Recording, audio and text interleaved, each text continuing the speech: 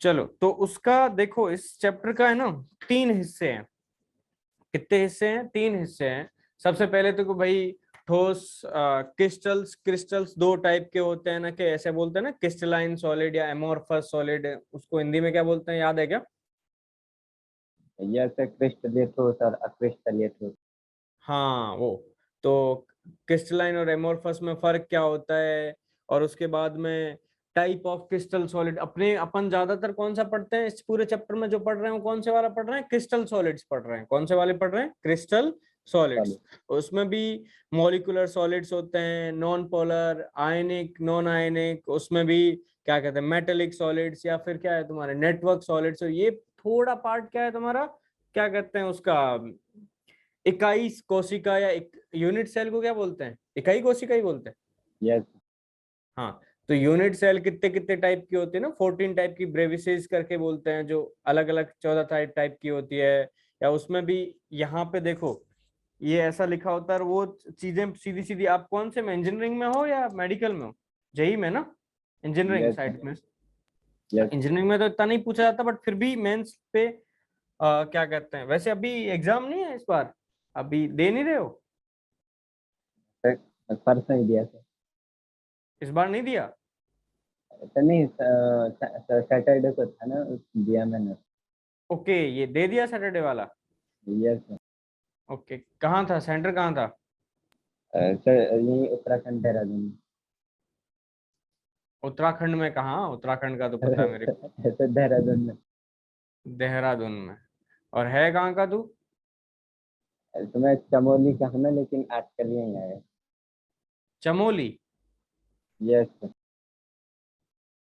Okay. तो पवनदीप राजन कहाँ का है? वो साइड कुमाऊं साइड के हैं, अल्मोड़ा की किधर साइड। ओके। तू जानता है तू उसको? ये तो सुना सुना तो था एक बार। सही। तुम्हारे गांव से देहरादून कितना दूर है? तो 100-200 के या 150 के आसपास। कितना? डिस्ट्रिक्ट है ना सर अलग, इतना शायद 150 किलोमीटर। टाइम कितना लगता है मतलब जाने में? अगर सर सुबह अगर 5-5:30 बजे निकले, अगर जाम नहीं लगा तो 2-2:30 बजे पहुंच जाते हैं। ओके। चलो। तो इसमें भी देखो, ऐसा है ना, ऐसा वाला टाइप का आपको याद आ रहा हो, डायग्राम दे रखा होगा, जिसमें अल्फा बीटा गामा और angles A B C, sorry ये साइड कौन सी हो गया, ये ए हो गया, ये ऐसा बी हो गया। समझ में आ रहा है? कुछ ऐसी साइड्स दे रखा था, ए बी और सी। यस। और एंगल्स इनके ये कैसे वेरी होते हैं और कैसे नहीं होते, उसके बेसिस पे क्या होता है तुम्हारा,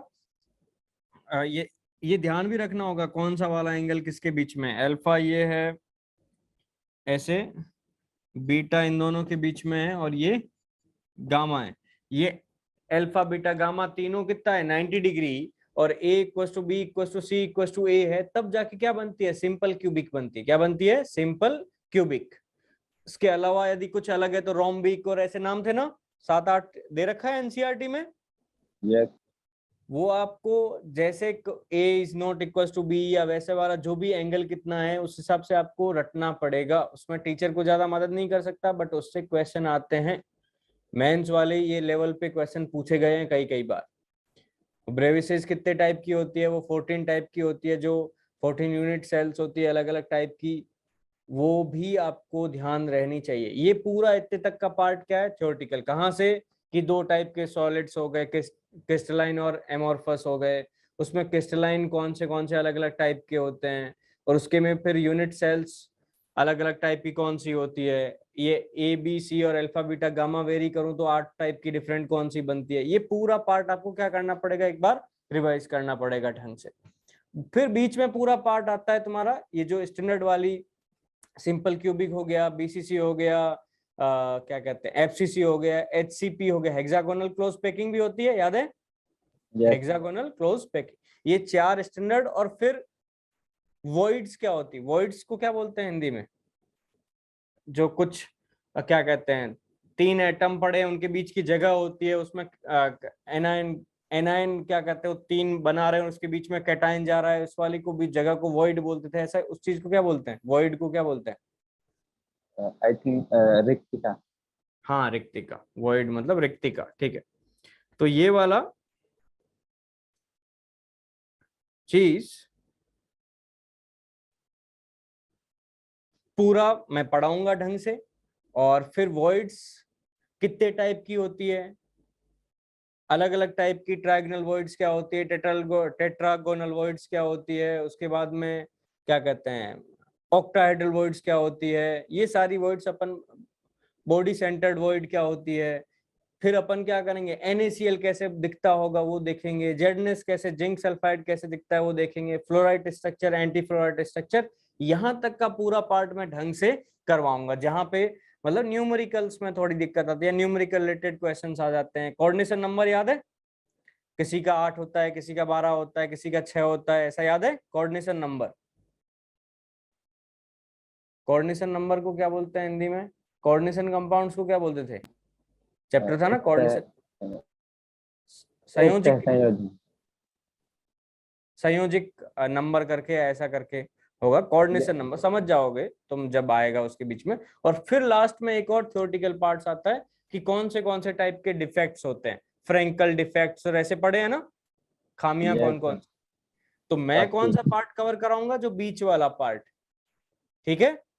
लास्ट यस वाले में कुछ नहीं करना है आपको, क्या कहते हैं, थ्योरी है, जैसे आपको रिवाइज करना है ढंग से, और फर्स्ट वाला पार्ट भी आपको ढंग से अपनी एनसीईआरटी से बाहर कभी पूछा नहीं जाता, उतना ही रिवाइज करना। बीच वाले पार्ट में यदि कुछ ऊपर नीचे कर सकते हैं, कोई दिमाग लगवा सकते हैं, कुछ करवा सकते हैं, तो उसको अपन ढंग से कर लेंगे, अपना टारगेट, ठीक है।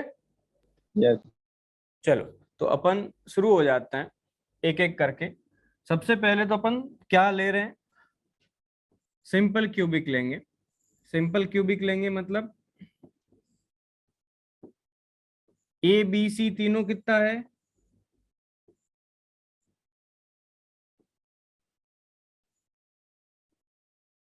ABC तीनों किसके बराबर है? एक जैसे ही है, A = B = C है, और अल्फा = बीटा = गामा कितना है तुम्हारा? 90 डिग्री। तो ये अपना सिंपल क्यूबिक है। अब सबसे पहले अपन एक चीज देख लेते हैं कि यदि कोई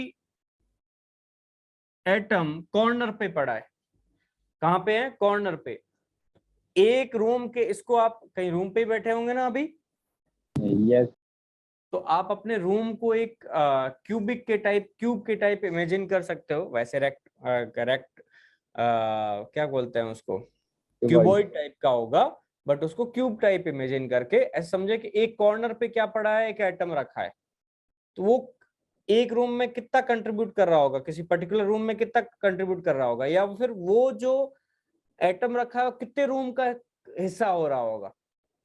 1/8। 1/8 कंट्रीब्यूट कर रहा है, तो मतलब कितना, 8 रूम का हिस्सा रहा होगा वो। यस तो ये जो वाला है ये कितना कंट्रीब्यूट करेगा इसमें? 1/8 कंट्रीब्यूट करेगा, ठीक है। तो ये वाला हो गया तुम्हारा कॉर्नर वाला। उसके बाद में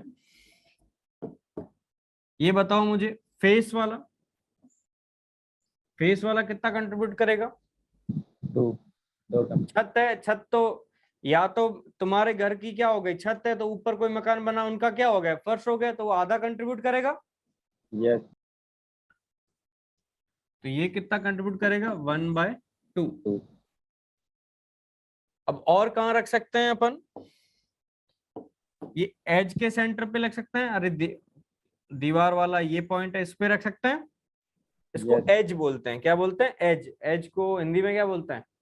किनारा। किनारा, ओके। तो एक बात बताओ, कितने फेसेस है एक क्यूब में, सिंपल क्यूबिक में कितने फेसेस होंगे? 6 6, बिल्कुल सही। फेसेस कितने होंगे? 6। और कॉर्नर्स? 8। 8। और ये किनारे, एजेस कितनी रही होगी? अपने वो रूम भी में देख 12। लो। हाँ, 12. पक्का? Yes. ओके, कौन कौन सी है 12? सर 4 सामने की, 4 पीछे, हम्म, तो शायद 10. हाँ, दो कम पड़ गई। ऐसे देखो, Yes. एक 10 दो सर. तीन चार, ऐसे देखते जाओ, मैं गिनती करवाता जाता हूँ। ये एक, दो, तीन और ये चार। फिर फिर वापस कौन सी आई? ये पांच, ये छह, ये सात और ये आठ। अब कितनी बची? बिल्कुल पहली बार सही बोले थे। 9, 10, 11 और 12 दिखी? Yes sir. ठीक है, तो एजेस कितनी है? 12 है। पहली बार में सही बोले थे। क्या पहली बार में पहले रट रखा था कि मतलब ऐसे देख भी रखा था कमरे में? सर देखा था कि एक बार पहले भी डिस्कशन हुआ था ना. हाँ हाँ हाँ, चलो एजेस इतनी है। अब और क्या बचा? डायगोनल्स में है ना, अपन दो टाइप के डायगोनल्स पढ़ेंगे। डायगोनल्स को क्या बोलते हैं अपन? विकर्ण. क्या? विकर्ण. विकर्ण, हाँ। यस. ओके, विकर्ण। वैसे मैं 7 तक हिंदी मीडियम में था, उसके बाद भूल गया मैं सारा। Diagonals, diagonals. अब देखो, यहाँ दो टाइप के डायगोनल्स हैं। एक आपके देखो, ये जो फेसेस है उनपे डायगोनल मार सकते हो आप, यस. है ना। और दूसरे क्या हो सकते हैं, पूरी क्या क्या कहते हैं, कमरे में ही एक कॉर्नर से उसके दूसरे अपोजिट वाले कॉर्नर तक जा सकते हो आप अंदर। यस. हाँ, तो इसमें क्या है, फेस डायगोनल्स भी हो सकते हैं। और क्या हो सकते हैं तुम्हारे? बॉडी डायगोनल्स भी हो सकते हैं। मुझे बता कि कितने फेस डायगोनल होंगे, कितने बॉडी डायगोनल होंगे? Sir 12 face diagonal. 6 फेसेस है, हर एक फेस पे कितना है? 2, तो कितने होंगे? 6 12. इंटू कितना हो गया? 2, कितना हो गया? 12। हाँ, बॉडी डायगोनल कितने हैं? 2. 2 या 4? 4 सर. 4. सोच के देख।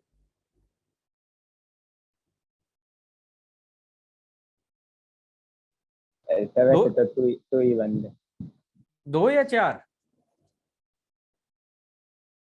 2 थे. ओके, एक तेरे सामने जो दीवार वाली कॉर्नर वाला दिख रहा है, उसके एक किसी कॉर्नर से शुरू किया, तो वो तू जो बैठा है उसके पीछे वाले से, इधर वाले से नीचे कॉर्नर में जा रहा होगा एक। यस.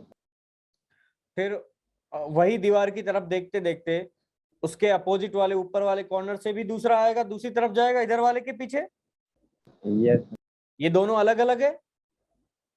यस. अब जो तू दीवार देख रहा है उसके नीचे वाले पॉइंट पे भी से ऊपर, इधर से ऊपर की तरफ जाएगा इधर वाले पे। यस. और ऐसे उसी फेस पे दूसरे वाले कॉर्नर पे नीचे वाले से ऊपर करेगा तो इधर ऊपर जाएगा। यस. कितने हुए? 4. ठीक है, यस. ये इमेजिन कर पा रहा है ना रूम में? यस. हाँ, तो ये कितने हैं? 4 है। और इनकी फेस डायगोनल की डिस्टेंस कितनी होती है? डिस्टेंस कैसे पता करेगा, देख यहां से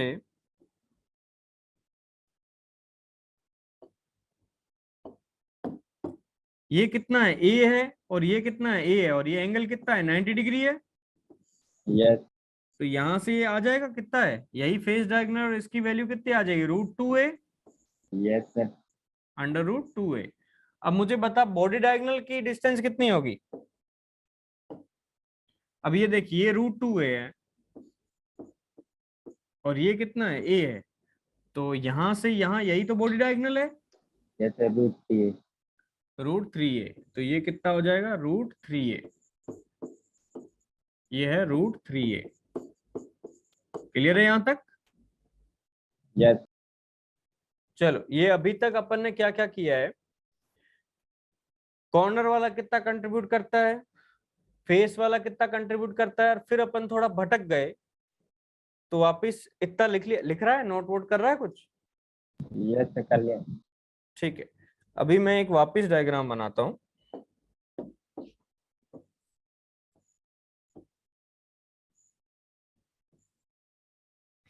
चलो, तो अब क्या करते हैं, ये तो 1/8 कंट्रीब्यूट करता है, और ये कितना कंट्रीब्यूट कर रहा है, हाफ। ये वाला कितना कंट्रीब्यूट कर रहा है, एज वाला कितना कंट्रीब्यूट करेगा एक रूम में? 1/4। 1/4। देखो, एक जो किनारा, एक एज है, वो कितने रूम का हिस्सा हो सकती है? 4 रूम का हिस्सा हो सकता है। एक जैसे अपन जिस बैठे हैं उसके, एक उसके बगल वाले का, और इन्हीं 2 रूम के ऊपर भी 2 रूम हो सकते हैं, उनका एक किनारा हो सकता है कॉमन। यस। हाँ, तो ये कितना कंट्रीब्यूट कर रहा है, 1/4। और जो एकदम सेंटर पे ही पड़ा हो, पूरे के अंदर बॉडी सेंटर पे पड़ा हो, ये कितना कंट्रीब्यूट करेगा? 1। पूरा का पूरा 1 कंट्रीब्यूट कर रहा होगा। ठीक। यस। अब यही 4 चीजें ध्यान रखते हुए अपन आगे का सिंपल क्यूबिक, बीसीसी, एफसीसी सब पता कर लेंगे। ठीक। यस। चलो शुरू करते हैं। सबसे पहले पहला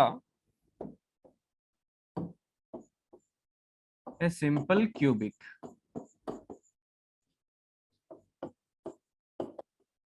इसको हिंदी में क्या बोलते हैं? सरल केंद्रित कोशिका। कौन सा? सिंपल तो सर सरल है ना, सरल केंद्रित कोशिका। ओके, तो ये अपन यूनिट सेल की बात कर रहे हैं। इसमें होता क्या है, सबसे पहले वो जान लेते हैं। 8 कॉर्नर्स पे ऐसे समझो एटम्स पड़े हैं।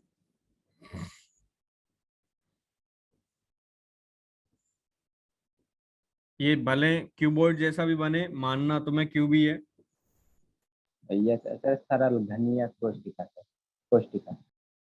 ओके, अभी देखो यहाँ पे 8 कॉर्नर्स पे पॉइंट्स रखे हुए हैं। पॉइंट्स को मतलब पॉइंट्स क्यों बोल रहा हूँ, क्योंकि वो एटम्स भी हो सकते हैं, आयंस भी हो सकते हैं, कुछ भी हो सकता है। ठीक है, इसलिए मैं अभी जस्ट क्या बोल रहा हूँ, पॉइंट बोल रहा हूँ।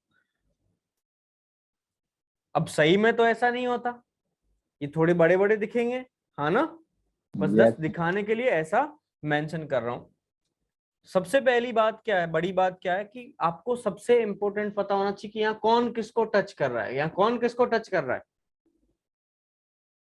हर एक एटम अपने अगल बगल वालों को क्या कर रहा है, टच कर रहा है।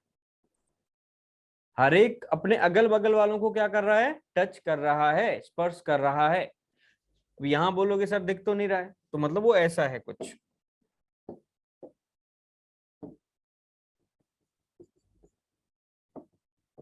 समझ रहा है ना, ऐसे। यस।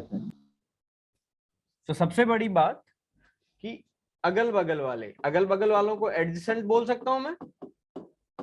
यस। एटम्स, अगल बगल वाले एटम्स एक दूसरे को क्या करते हैं, टच करते हैं। Adjacent atoms touches each other. अगल बगल वाले एटम्स क्या करेंगे, एक दूसरे को टच करेंगे। अब मुझे बता, अगल बगल वाले एक दूसरे को टच करेंगे तो ये पूरी डिस्टेंस कितनी थी, ये पूरी डिस्टेंस कितनी थी, ए थी। यस।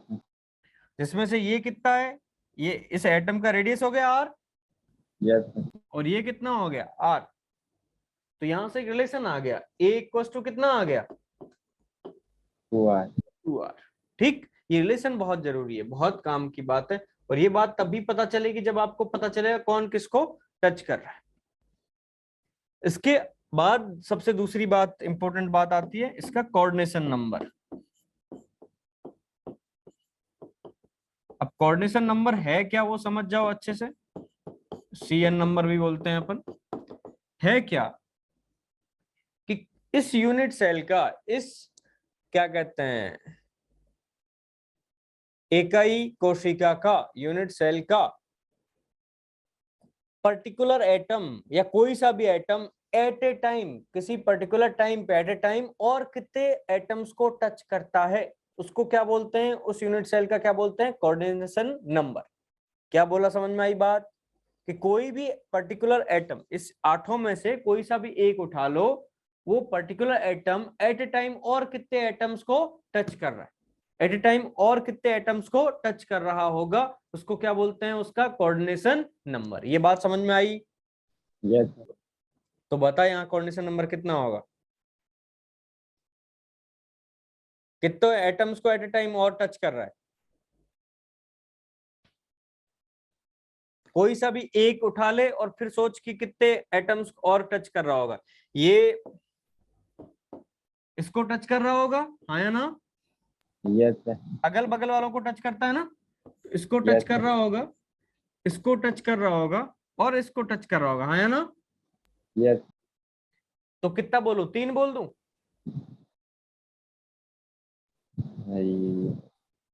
आपको याद तो आ रहा है कि 6 होता है, आ रहा है ना? यस और समझ नहीं आ रहा है कि हुआ कैसे। तो अब ऐसे करो, वापिस अपन किसका सहारा पूरा सॉलिड स्टेट आप अपने कमरे की सहायता से पढ़ सकते हो, इसके नोट्स घर ले जानी नहीं है कहीं पे। कहीं पे भी एग्जाम देने जाओगे तो एग्जाम हॉल तो होगा ही, यस तो उसमें भी आप इसके काम कर सकते हो सॉलिड स्टेट का। तुम वापिस एक कॉर्नर पे पहुंच गया कॉर्नर पे, यस ऊपर वाले किसी जहां देख रहा है उसके सामने वाली दीवार पे ऊपर वाले कॉर्नर पे पहुंच जाओ। अब उसके अगल बगल वाले 3 तो इसी रूम में टच कर रहे हैं, दिख रहा है? यस लेट से इस वाली साइड को x मान ले, इस वाली साइड को, इधर वाले को क्या मान ले, x मान ले, ये नीचे वाला y मान ले, और ये पीछे इधर तुम्हारी तरफ इधर का आ रहा है उसको क्या मान ले, z मान ले। मान लिया, ये x, ये y और ये क्या हो गया, z। अब मुझे बता कि ये वाला जो x था, ऐसे इस ये जो यूनिट सेल था या ये जो रूम है, इसके बगल में भी रूम होगा, हाँ ना? यस तो उसके भी ये वाला एटम है, ये वाला एटम जो कॉर्नर का तू देख रहा है, जो इधर वाला तुझे दिख रहा है, तो ये दूसरे वाले रूम में भी इधर एक कॉर्नर पे होगा। यस तो ऐसे एक्स एक्सिस पे प्लस एक्स एक्सिस पे एक दिख रहा है, तो ऐसे माइनस एक्स एक्सिस पे भी दिखेगा एक।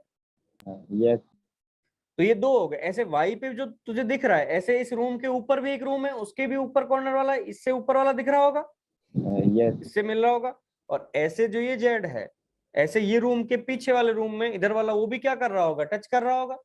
यस तो एक्स एक्सिस पे plus minus, plus x axis पे माइनस एक्स एक्सिस पे यूनिट ए यूनिट डिस्टेंस पे टच कर रहे होंगे। ऐसे वाई एक्सिस पे प्लस ए यूनिट डिस्टेंस पे और माइनस ए यूनिट डिस्टेंस पे भी टच कर रहा होगा। ऐसे जेड में भी प्लस ए यूनिट डिस्टेंस पे और माइनस जेड में भी कर रहा होगा। ये बात समझ में आ रही है? यस तो यहाँ पे कोऑर्डिनेशन नंबर कितना हो गया, 6 हो गया।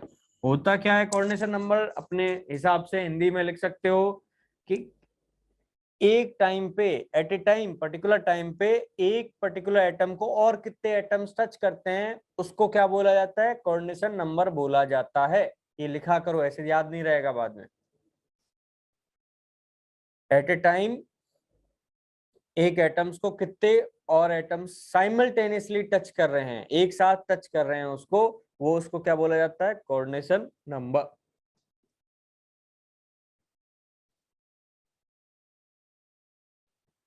ठीक है? Yes okay. अब और क्या क्या बात है पता कर सकते हैं, और बात क्या पता कर सकते हैं कि एक है जेड इफेक्टिव। जेड इफेक्टिव मतलब क्या है, इफेक्टिवली, या ये क्या है, number of atoms in unit cell. ऐसे तो 8 दिख रहे हैं, बट 8 का हर एक कॉर्नर वाला कितना कंट्रीब्यूट कर रहा है? 1/8 कंट्रीब्यूट कर रहा है। यस तो इफेक्टिवली कितने एटम्स हुए इसमें? एक ही हुआ, हाँ या ना? यस अरे इफेक्टिवली कितना हुआ?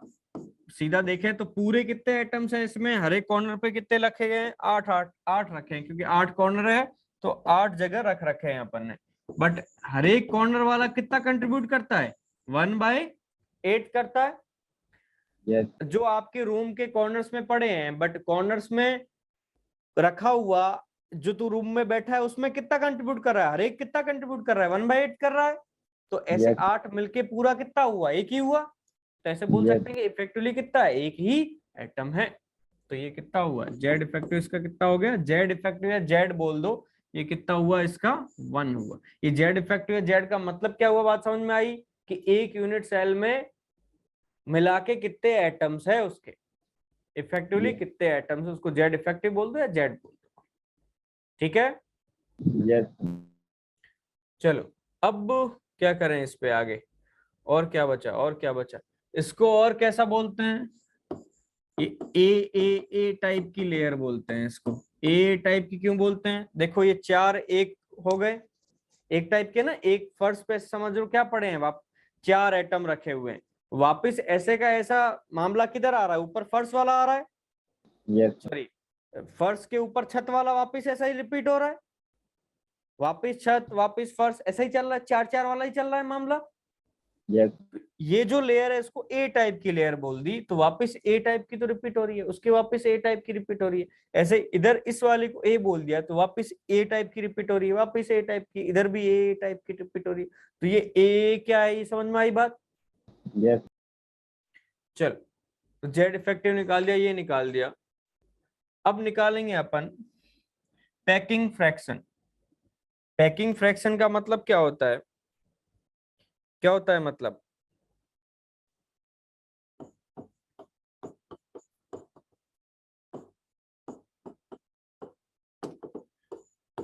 जितना रूम था उसका पूरा कितना हिस्सा भरा गया है, कितना हिस्सा पैक्ड है, किसके किसके द्वारा पैक होगा? जो आइटम रखा है उस पे हिसाब से। यस पूरा जो वॉल्यूम था, पूरा जो आयतन है, उसका कितना हिस्सा क्या किया गया है? यूटिलाइज हुआ गया है, कितना हिस्सा पैक हुआ है, उसके हिसाब से क्या बोलते हैं उसको? Packing fraction. तो ये किसके बराबर होना चाहिए? ये किसके बराबर होना चाहिए? इफेक्टिवली जेड कितना है? और 1 एक अभी जनरल लिख लेते हैं, और फिर वो जेड क्या है तुम्हारा? एटम है, वो क्या है? स्पेरिकल है, स्पेयर ही है वो। यस और स्पेयर का वॉल्यूम कितना होता है? 4/3 4/3 divided by total volume. Total volume किसके बराबर रहा होगा? ए क्यूब। यस तो ये कैलकुलेट करके बता कितना आएगा पैकिंग फ्रैक्शन इसमें? ऐसा किसके लिए निकालना है? सिंपल ये क्यूब सिंपल सिंपल क्यूबिक के लिए। सब्जेक्ट की जगह तो 1 रख लिया और बाकी जेड का वैल्यू तो ए और आर में रिलेशन दे रखा है, यस उसको यूटिलाइज करो। तो अब क्या था, अपन क्या निकाले थे? पैकिंग फ्रैक्शन निकाल रहे थे। पैकिंग फ्रैक्शन का मतलब क्या हुआ, ये समझ में आ गया था? यस कि भाई कितना हिस्सा उसका भरा गया है। इसको क्या बोलते हैं उसमें हिंदी में, क्या बोलते हैं?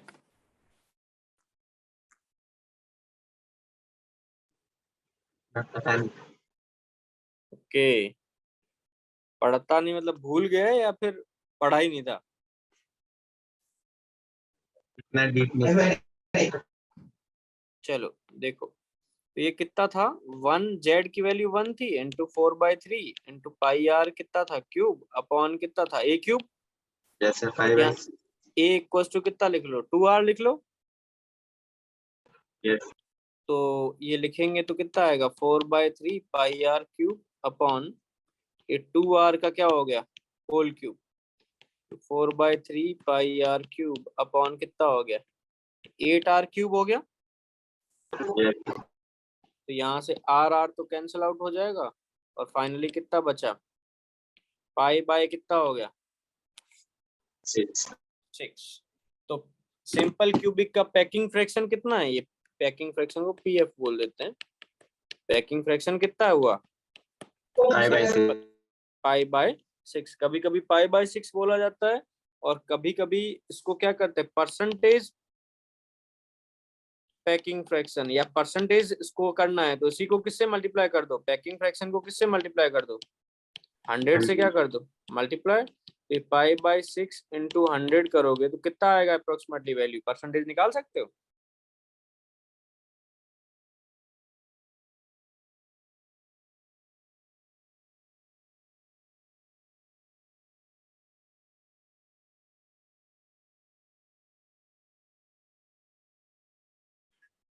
पाई की वैल्यू 3.14 पुट कर दो तो ये अप्रोक्सीमेटली कितना आएगा 52.4%। कितना आएगा 52.4%। तो ये परसेंटेज ये भी आपको ध्यान रहना चाहिए और ये पाई बाय 6 भी ध्यान रहना चाहिए, दोनों इंपॉर्टेंट है। कई कई बार सीधे सीधे सवाल पूछे गए आंसर। ठीक यस चलो तो अपन ने वापिस समराइज करें तो कैसे टाइप का था ये, ए टाइप का था ये। यस और दूसरा क्या था इसमें, पहली बात ये, दूसरा क्या था कि एक दूसरे को अगल बगल वालों को क्या करते थे एटम्स टच कर रहे थे, इसके कारण एक वस्तु कितना आ गया 2r हो गया। यस इफेक्टिवली जेड कितना आया 1. 1। और चौथी चीज चौथी कोऑर्डिनेशन नंबर है, कोई एटम पर एट ए टाइम कितने और एटम्स को टच कर रहा है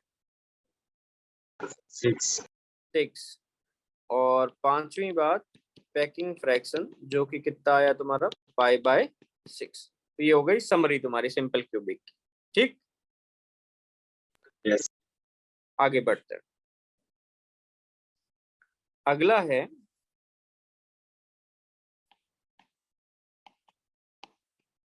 body centred cubic unit cell.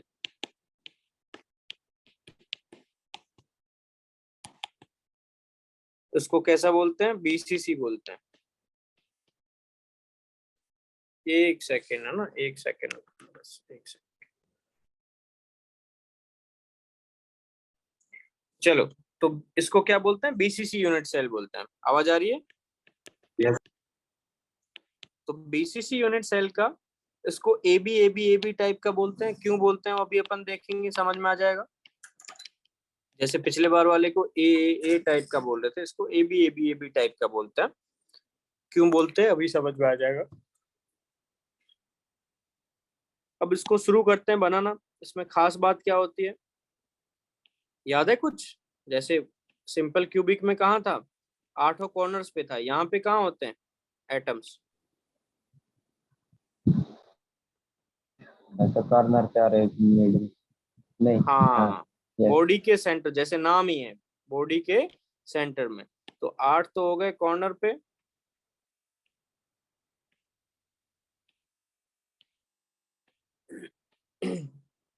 और एक पूरा कहाँ है बीच में सेंटर में।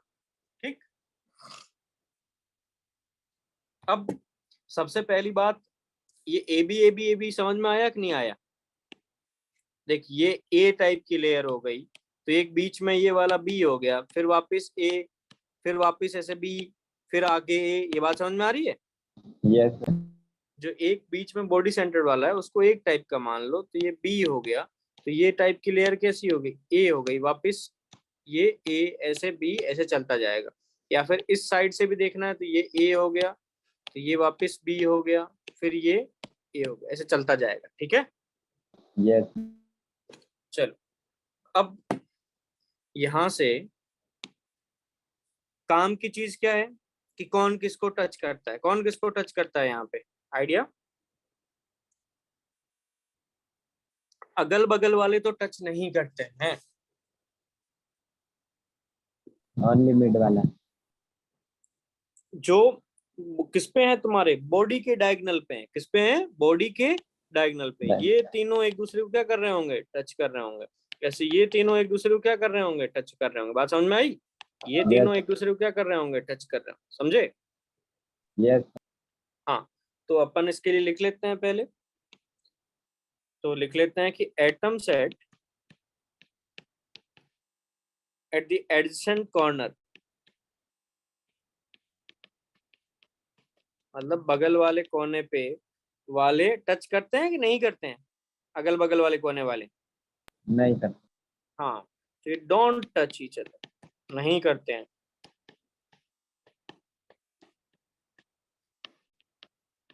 ये अगल बगल वाले एक दूसरे को टच नहीं करते। कौन करते हैं? जो एटम किस पे है तुम्हारे, विकर्ण पे है, वो एक दूसरे को टच करते हैं, डायगोनल पे हैं। डायगोनल पे भी कौन से? बॉडी डायगोनल पे। तो atoms along the body diagonal, diagonal में भी कौन सा? बॉडी डायगोनल पे है, वो एक दूसरे को क्या करते हैं? टच करते हैं। अब मुझे बता, यदि बॉडी डायगोनल पे टच करते हैं तो ये पूरी डिस्टेंस कितनी हुई? √3a हुई। Yes sir. ये बीच वाला इतना हो गया, ये ऐसा हो गया, ये ऐसा हो गया, ऐसा इमेजिन कर सकते हैं अपन। Yes sir. तो ये r हो गया, ये कितना हो गया? बीच वाला पूरा डायगोनल आ गया तो 2r हो गया, सॉरी ये यस डायमीटर आ गया, और ये कितना हो गया? r हो गया। तो पूरा डिस्टेंस कितना r के मामले में कितना हुआ? 4r हो गया। यस तो √3a इक्वल्स टू कितना लिखूं? 4r। ये समझ में आई बात? यस। इसको भी अपने डायग्राम में मेंशन कर लो, पेंसिल से कर सकते हो, या पेन से कर रहे हो तो लाइट पेन चलाना थोड़ी। डन। ओके, तो क्या लिखूं मैं यहाँ? इसकी वजह से मैं क्या लिखूं? √3a इक्वल्स टू कितना लिख लूं? 4r। अब मुझे बता कि z की वैल्यू कितनी रही होगी? z इफेक्टिव, इफेक्टिवली कितने एटम्स है इसमें? आठों कॉर्नर वाले कितने कंट्रीब्यूट कर रहे हैं? 1/8 कर रहे हैं, और कॉर्नर कितने हैं? 8। और ये बीच वाला कितना कंट्रीब्यूट कर रहा है? ये इतने कंट्रीब्यूट कर रहे हैं। और ये बीच वाला कितना कंट्रीब्यूट कर रहा है? पूरा पूरा कंट्रीब्यूट कर रहा है। यस। तो z कितना हो गया यहाँ पे? 2 हो गया, z हो गया 2। अब आती है कोऑर्डिनेशन नंबर की बारी। बता, सोच के देख, कोऑर्डिनेशन नंबर कितना होगा? एक कोई पर्टिकुलर सा एटम ध्यान में रख, और उसको साइमल्टेनियसली और कितने एटम्स टच कर रहे हैं?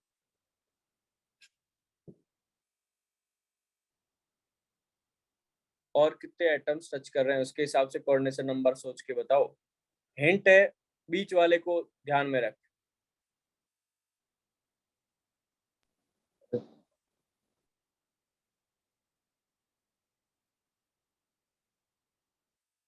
अच्छा 8। बिल्कुल 8।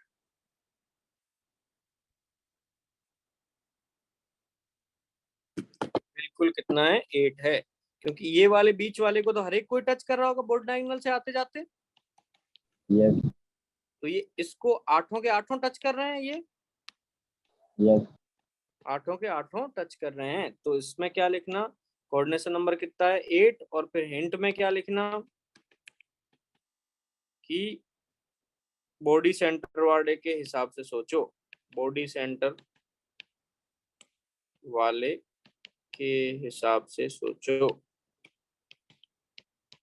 ऐसे नहीं कि बॉडी सेंटर वाले को ही एक टच कर रहे हैं, सभी कॉर्नर वाला है ना, ऐसे समझो कि हिसाब से सोचो, उससे इजी होगा। बस इसको भी एट ए टाइम कितने टच कर रहे हैं? 8 ही टच कर रहे हैं। कितने टच कर रहे हैं? 8। हर एक एटम को एट टाइम कितने टच कर रहे हैं? 8। ऐसे समझो कि कोई 8 रूम है, या ऐसा कोई बड़ा रूम इमेजिन कर सकते हो, या एक ये इनसे मिलके हुआ, यहाँ पड़ा है उससे मिलके हुए, ऐसा एक क्या कहते हैं, रूम इमेजिन कर सकते हो, जिसका एक तुम्हारा बॉडी के सेंटर में कौन आ रहा हो? तुम्हारा कॉर्नर पॉइंट आ रहा हो, ऐसा भी रूम बन रहा होगा कोई। Yes sir. समझ रहे हो? Yes sir. हाँ, तो ऐसा नहीं है कि सिर्फ इसको ही 8 टच कर रहे हैं, ये कॉर्नर वाले को 8 टच नहीं कर रहे हैं। ये इसके कोई से भी एटम को एट ए टाइम कितने टच कर रहे हैं? 8 एटम्स और दूसरे टच कर रहे हैं।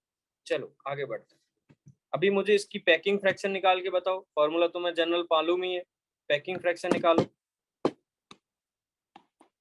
Packing fraction z × 4/3 πr³ upon a cube. निकालो फटाफट।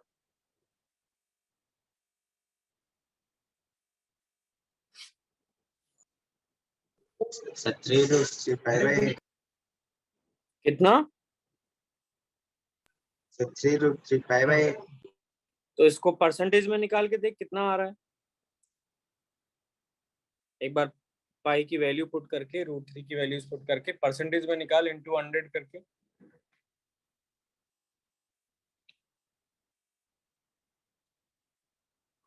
सर ये तो 100 से ऊपर का 100 से ऊपर तो नहीं आया, मतलब कुछ गलत निकाला है।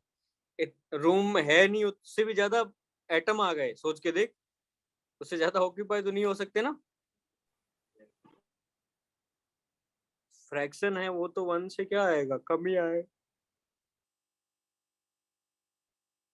चलो करके देखते हैं।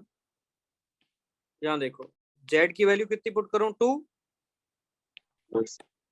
4/3 पाई आर क्यूब अपॉन ए को कितना लिखा है, √3a इक्वल टू कितना लिखा है, 4r। तो a इक्वल टू कितना हो गया, 4r अपॉन √3। ठीक, तो 4r अपॉन √3 की पावर कितनी हो गई, 3। तो ये 2 times 4/3 pi R cube equals to, ये 4 का क्यूब कितना हो गया, 64 हो गया, यस इंटू आर क्यूब, और वो ऊपर चला गया, कितना चला गया तुम्हारा, ये देखो √3 कितना था, 3 की पावर 1/2 था, और उसको किससे मल्टीप्लाई कर दिया, 3 से मल्टीप्लाई कर दिया, तो कितना हो गया, 3√3 हो गया ये। यस चलो, और अब इसको सिंप्लीफाई कर दो, तो ये 8 हो गया, 8, और फिर कितना बचा तुम्हारा, ये 3 और 3, ये कितना हो गया, √3 पाई अपॉन कितना हो गया, 80 आ गया, यही आया था तुम्हारा। यस सर मेरा 3 छूट गया था, नहीं 3√3 है। कहाँ गलत किया था, सर ये जो 4/3 है वो मैं 3 मिसिंग कर गया, 4/3। हाँ हाँ हाँ हाँ, ओके, तो 3√3 ये यही वाला कंटिन्यू किया तुमने, हाँ ये भूल गए थे। यस हाँ तो कोई नहीं, जो आंसर आ रहा है उसको किससे डिवाइड कर दो, 3 से डिवाइड कर दो। अभी परसेंटेज बताओ।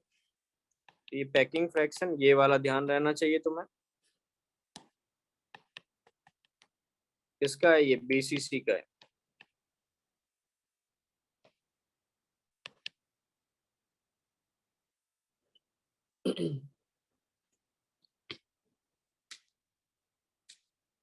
और परसेंटेज पैकिंग कितना आएगा, इसका कितना आ रहा है अप्रोक्सीमेटली,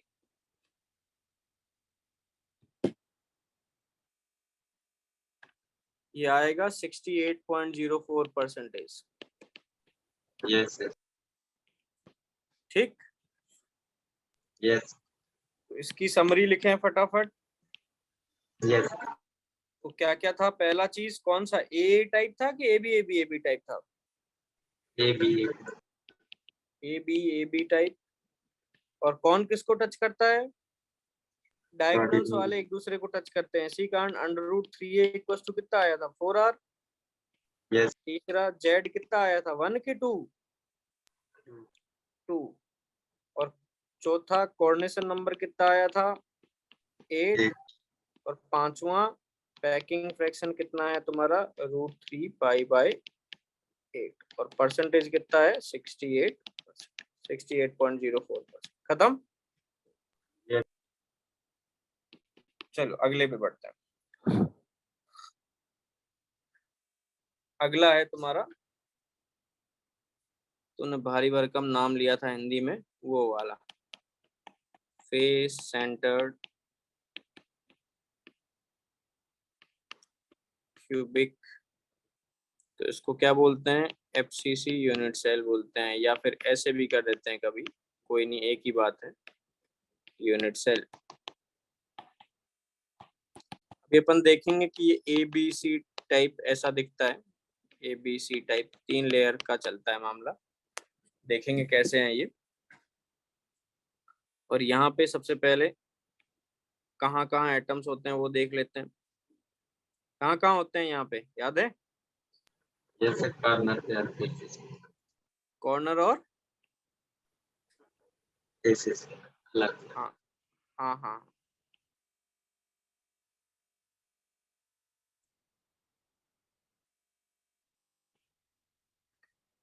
चलो तो सबसे पहले कॉर्नर पे लगा देते हैं।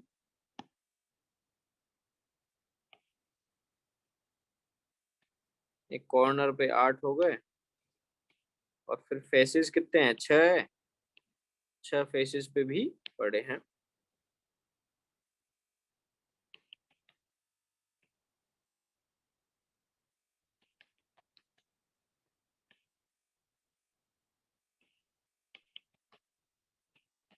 हो गए 6। अभी यहाँ पे सबसे बड़ी बात है कि कौन किसको टच करता है, वो पता करना जरूरी है। कौन किसको टच करता है, एनी आइडिया? मालूम है? पिछले बार वाले में कौन कर रहा था, फेस पे, सॉरी बॉडी के डायगोनल्स पे वो टच कर रहे थे। यहाँ पे देखो कौन कौन टच करते हैं, ये जो फेस डायगोनल पे हैं, ये तीनों एक दूसरे को क्या कर रहे हैं, टच कर रहे हैं। ऐसे ये फेस पे है, ये इसके फेस पे है ना, तो ये तीनों क्या कर रहे हैं, एक दूसरे को टच कर रहे हैं। ये तीनों एक दूसरे को टच कर रहे हैं, ये तीनों एक दूसरे को टच कर रहे हैं। जो फेस डायगोनल पे हैं एटम्स, वो एक दूसरे को टच कर रहे हैं। दूसरा क्या है, जो अगल बगल वाले फेसेस है, अपने रूम पे इमेजिन करें, ये एक दीवार के सेंटर पे इमेजिन कर सकते, उसके बगल वाली दीवार के सेंटर पे इमेजिन कर सकता है। यस और ये एक दूसरे को आपस में क्या कर रहे हैं, टच कर रहे हैं। समझ में आई बात?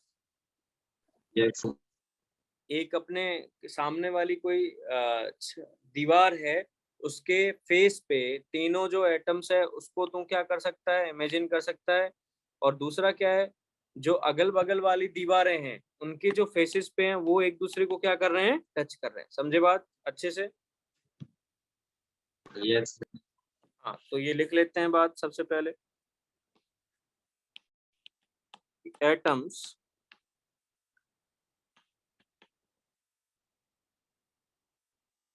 कॉर्नर वाले टच करते हैं क्या एक दूसरे को? नहीं करते, हाँ ना?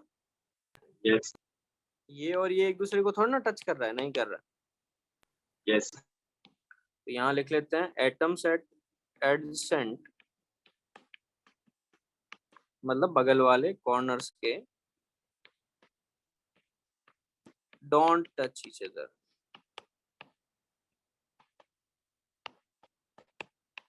तो कौन कौन करता है,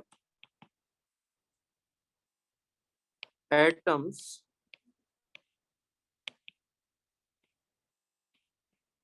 along the face diagonal. Face diagonal पे जो एटम्स है वो क्या करते हैं, एक दूसरे को टच करते हैं।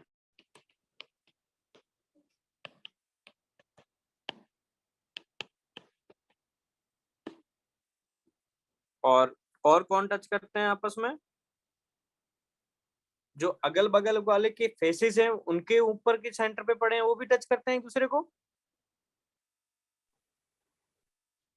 Yes atoms at the center of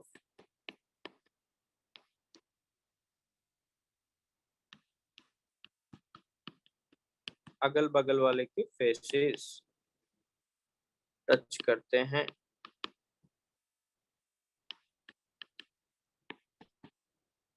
इसमें बना के दिखा देता हूं मैं कौन कौन है। जैसे ये तीनों हैं, ये क्या करते हैं, टच करते हैं। और वैसे कोई से भी दो ले लो, ये दो अगल बगल वाले फेसेस के, ये क्या करते हैं, टच करते हैं। ठीक, yes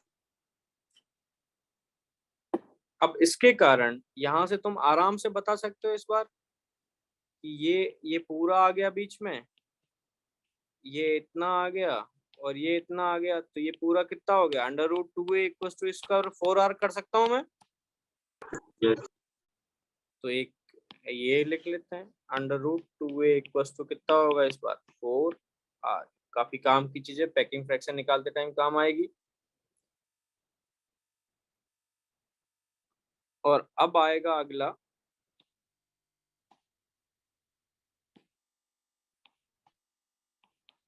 coordination number. Coordination number और जेड। सबसे पहले जेड बता दे कितना आएगा। 8 जो कॉर्नर वाले हैं वो तो कितना कर रहे हैं, 1/8 कंट्रीब्यूट कर रहे हैं।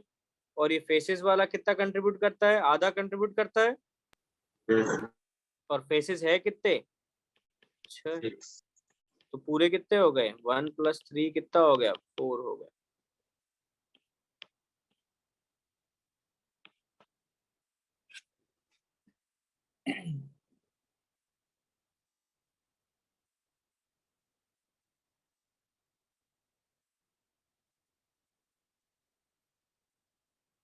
ठीक है।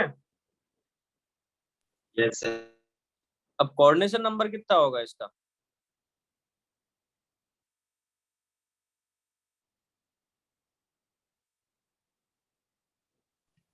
6, 6 नहीं है, 12 है। चल बता देता हूँ, बट कैसे है वो सोच।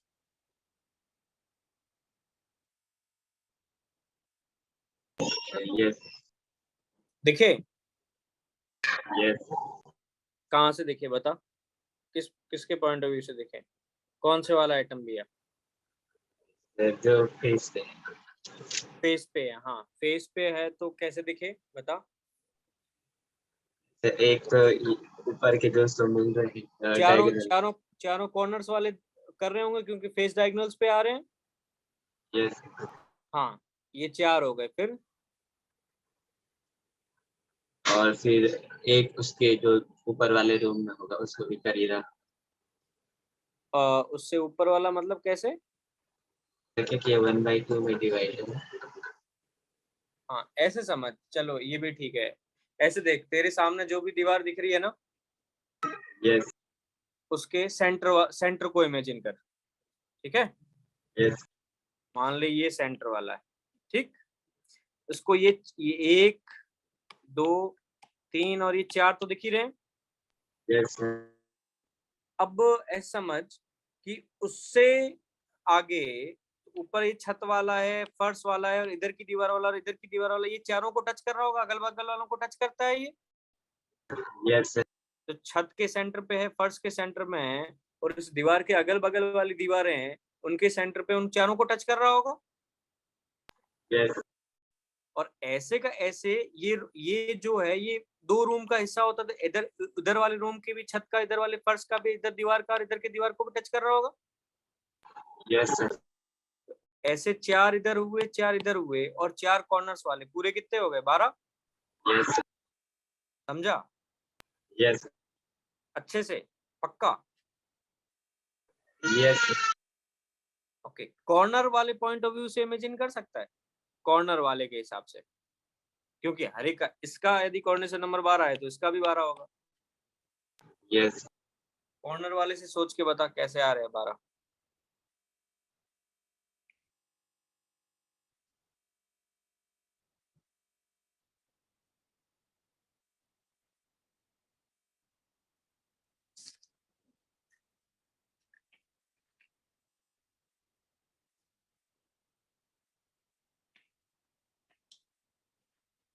इसके लिए सीधे दूसरे रूम में जाना पड़ेगा, एक तो इधर तो करेगा। हाँ बिल्कुल, बिल्कुल सही बोल रहा है। एक कॉर्नर है, वो कॉर्नर कितने, क्या कहते हैं, फेसेस से जुड़ा हुआ है, 3। इसी अपने वाले रूम में 3 फेसेस से जुड़ा हुआ है। yes, ये कॉर्नर वाला, ये कॉर्नर पॉइंट, ये फेस से, ये फेस से, और ये फेस से जुड़ा हुआ होगा, तो ये तीनों तो टच कर रहे होंगे। yes, अब ऐसे ही ये कॉर्नर कितने रूम का हिस्सा है तुम्हारा, 8 रूम का हिस्सा है। yes, तो ऐसे तो कितना आ जाएगा, 24। बट तूने कई 2 दीवारें क्या बार पे 2 बार गिन लिए। अरे ये जो गिन रहा है, ऐसे ऊपर में भी गिन रहा है और नीचे में भी गिन रहा है 2 बार। yes, हर एक की काउंटिंग तूने, ये हर एक की काउंटिंग कितने बार की है, 2 बार की है 8 रूम में। yes, तो 24 का आधा कितना हो जाएगा, 12 हो जाएगा। ठीक, yes, मुद्दे की बात है कि कोऑर्डिनेशन नंबर कितना है, 12। अब आती है पैकिंग फ्रैक्शन की बारी। तो पैकिंग फ्रैक्शन के लिए इतना करना है। इस बार जेड की वैल्यू कितनी है? जेड की वैल्यू कितनी है? 4 और ए √2a इक्वल टू कितना है? 4r। ये दोनों पुट करके बताओ क्या आ रहा है वैल्यू फाइनल।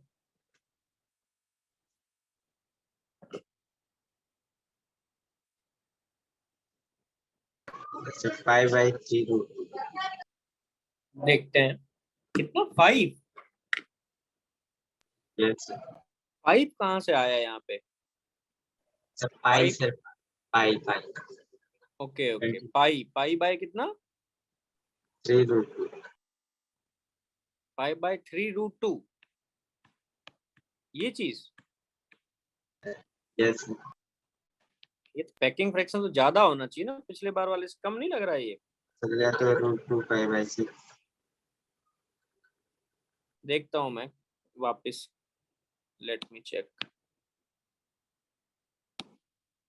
परसेंटेज में कितना आ रहा है? परसेंटेज में कैलकुलेट करके बता। इस बेस पे तो बहुत कम आएगी। कितना आ रहा है? तो इत, 120 हो जाएगा। इतना तो मानता है ना कि पिछले 68 से ज्यादा आना चाहिए। इस बार ज्यादा एटम्स है उसमें, उतने ही वॉल्यूम में। सबसे पहले 1 था, इस बार सिंपल क्यूबिक में 1 एटम ही था इफेक्टिवली। ये बॉडी सेंटर्ड में 2 थे, इसमें 3 है। तो 3 है तो पिछले वाले से ज्यादा ही, 3 क्या सॉरी 4 है, तो ज्यादा ही स्पेस घेरा होगा। ये बात समझता है? यस नो बस अगले पे देखूंगा कैसे। Let's see. हाँ तो चलो एक मैं पुट करके देख लेता हूँ वैल्यू। 4 × 4/3 πr³ अपॉन, यहाँ से a का कितना हो गया? 4r अपॉन कितना हो गया? √2 हो गया। 4r अपॉन √2 का कितना हो गया? क्यूब हो गया। तो यहाँ से क्या आया? 4 × 4/3 πr³ अपॉन ये 4 का क्यूब हो गया इंटू r³ अपॉन 2√2 हो गया। हाँ है ना? यस चलो अब काटा पीटी करते हैं। ये 4 स्क्वायर है और ये 4 क्यूब है, तो ये सिर्फ नीचे 4 ही बचा। यस ये r³ है गया, और फिर ये 2 था और ये नीचे क्या हो गया? 2 हो गया। और फिर क्या बचा तुम्हारा? √2 पाई अपॉन 2।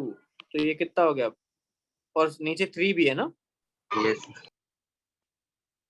तो ये हो गया पाई अपॉन 3√2। हाँ यस यही आया था तुम्हारा भी। यस तो मतलब कुछ तो गलत कर रहे हैं। लेट मी चेक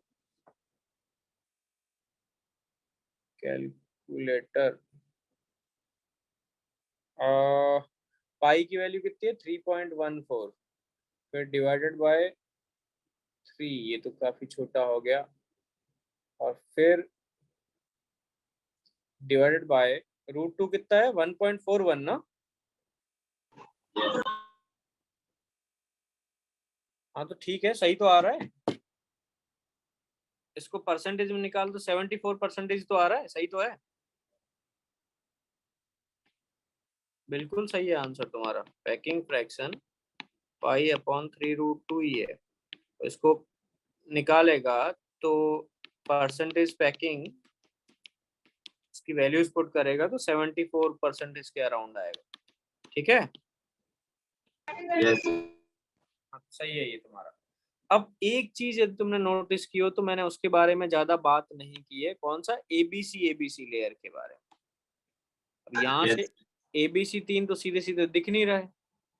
ऐसे बोलोगे तो सर कि ये नीचे ए, फिर बीच में बी, और फिर वापिस ए, ऐसे होना चाहिए था, बट ऐसा नहीं है। एक बार क्या करता हूँ, क्योंकि ये इतना दिखाना एकदम बच्चा सामने ही नहीं हो, आंखों के सामने दिखाना मुश्किल है थोड़ा। हाँ तो समझा उसमें कितना एबीसी टाइप का लेयर्स आ रही थी।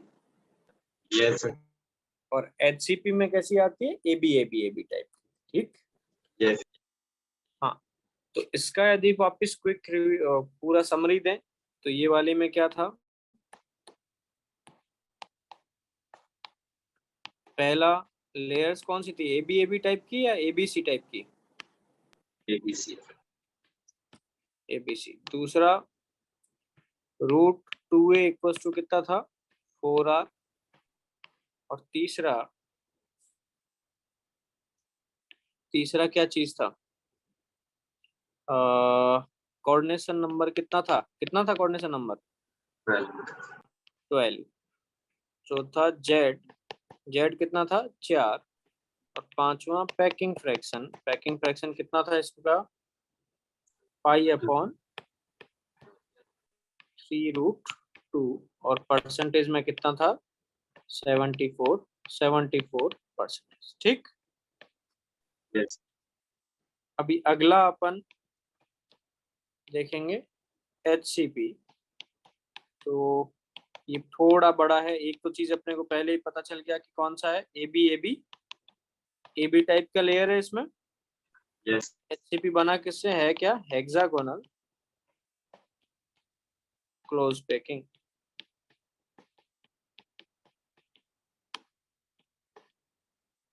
अब मुझे एक बात बता, कोई हेक्सागोनल का पार्ट है, ये इस रूम में कितना कंट्रीब्यूट कर रहा होगा,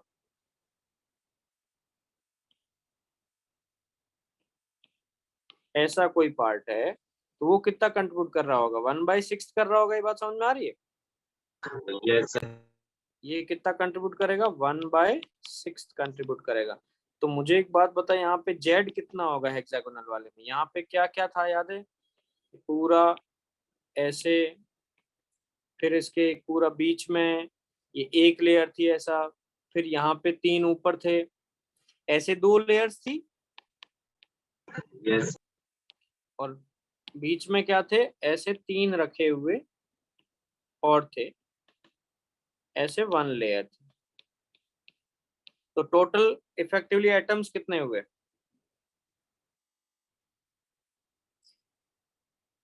मुझे एक बात बता, ये ऐसे वाले कितने हैं, नीचे वाली पे कितने हैं, 6 पड़े हैं, ये बात समझ में आ रही है।